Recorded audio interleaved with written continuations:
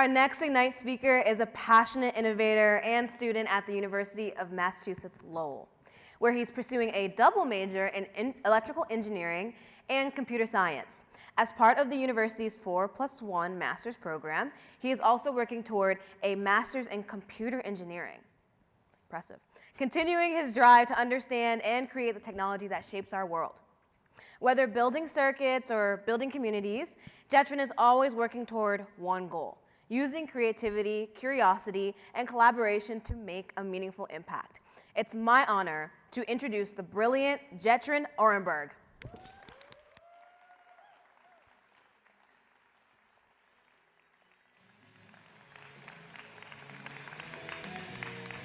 When I was 14 years old, I got a cease and desist letter from Paramount Corporation.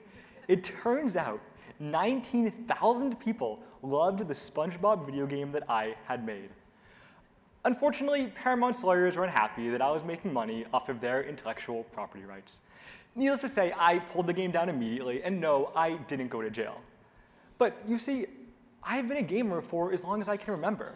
Playing, yes, but also making. From maze games to platformers and even a clunky medieval role-playing game you can see here that I called Life as a Knight.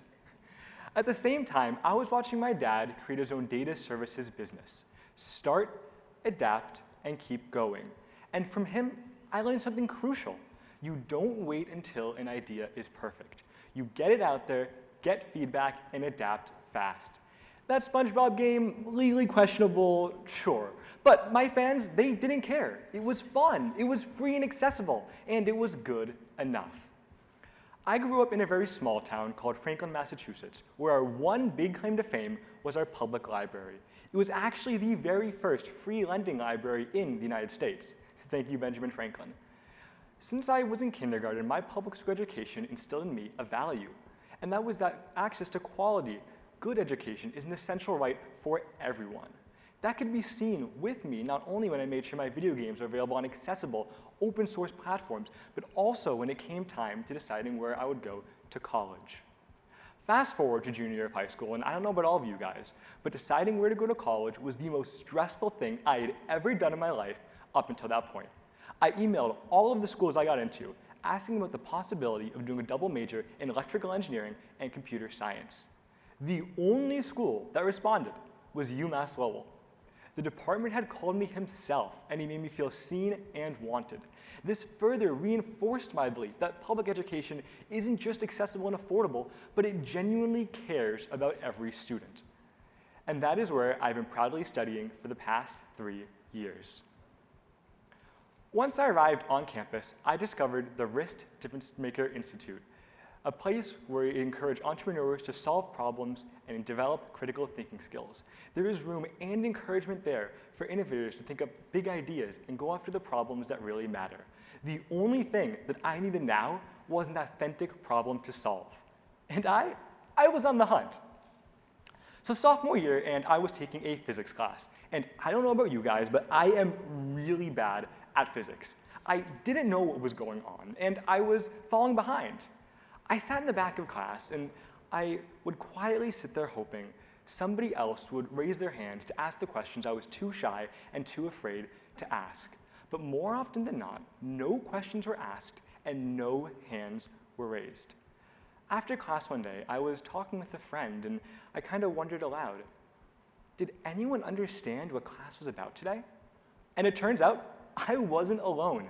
Many others were silently struggling, but no one was raising their hand or speaking up. And then it hit me. This was a problem, and there has to be a better way for teachers and educators to know when the whole class is confused. This was a glaring, authentic problem that I could tackle. So I got to work talking to people, and over the next 3 months, I interviewed over 100 students and faculty to validate the problem of students falling behind in lectures due to the fear of speaking up and not wanting to draw attention to themselves.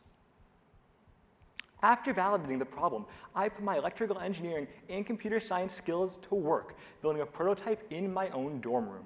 And I am proud to introduce the Comprehension Clicker. It is a simple, empowering classroom tool that allows every student to anonymously share their understanding of the material in real time, through a network of wireless handheld devices. Students push one of the 5 buttons from confused to complete understanding to tell the professor how much of the lecture they're comprehending.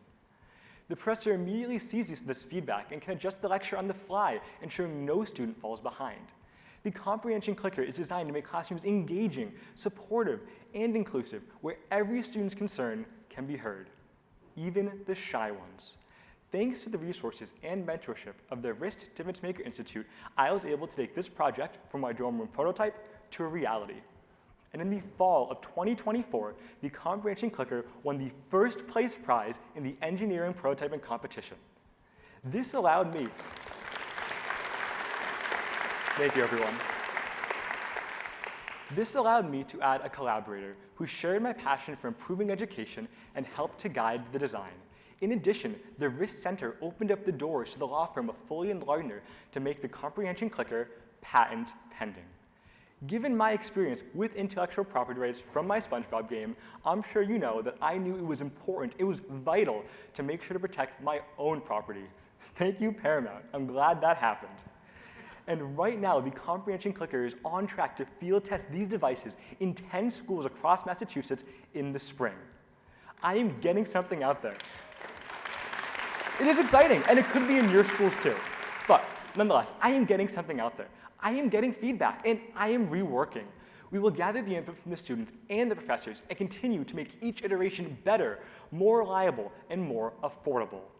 The Comprehension Clicker is working towards a world where students can thrive and educators can teach to the best of their ability, knowing that their vital information is being effectively and efficiently taught to all students.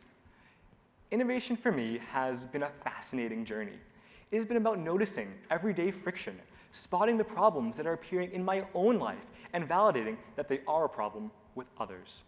While my motivation has been about ensuring that quality, accessible education is a reality for everyone, I wonder, what is your motivation?